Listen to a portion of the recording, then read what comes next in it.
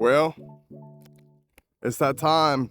I've already had some funny things happen this morning, I'll be honest. I was getting ready to leave the hotel and my phone vibrated. It said, you dropped your S Pen. Might not seem like a lot, but that is one of them things that is like panic inducing, right? I don't know what it is. I don't use my S Pen that much. But anyways, I go back to the hotel, look right on the floor. It's right there looking at me. And I say, you know what? That is a blessing already this morning. I'm gonna need a couple more if I want to pass this test. But I think that's the hard part. When I start to feel selfish, it's that all the negativity creeps in, you know? I've done this job for 13 years. I was away from my family, deployed, doing all that stuff. Why can't I pass this test? Why can't I do this? Why can't I do that? But I called my wife today. And, you know, we're coming up on a year of just this journey, right? This time last year, our town in Evans got hit with a hurricane that our area had never seen. And we were a month removed from that and had to go out and take this test for the first time. And I still remember calling her. And I remember telling her that I wasn't successful.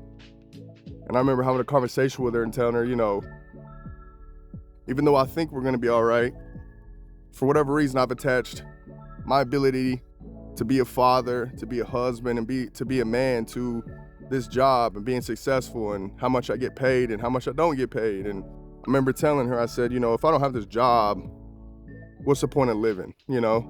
I'm just gonna be straight up with y'all this morning, man. And now, one day, 1 week from meeting, you know, some of my heroes in the detailing community, and then also feeling elevated by so many people of this community, right? The first thing I told my wife, I said, if I don't pass, you know, the first thing I'm gonna do is I'm gonna call this person. And in my pocket, I've got this stick full of business cards from SEMA.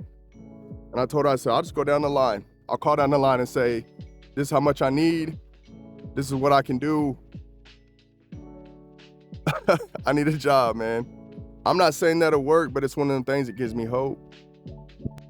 It's one of them things that lets me know that if this doesn't work out today, that there was just another plan for me, man. I've done everything I can do. I've cleared my conscience. I cleared my deck. I went home, went to the hotel here, got some sleep. But I know now that we've got some extra people up there looking after me, that if it don't happen today, it just wasn't meant to happen. I got something else for me. There's another plan for me. And I'm gonna be one of the people that is stubborn to my core. And I'm gonna keep pushing this thing because this is my only way that I know that I can make it and provide for my family. But you know what? Maybe there's something out there that I've been fighting for too long, and we're gonna find out. Love you guys.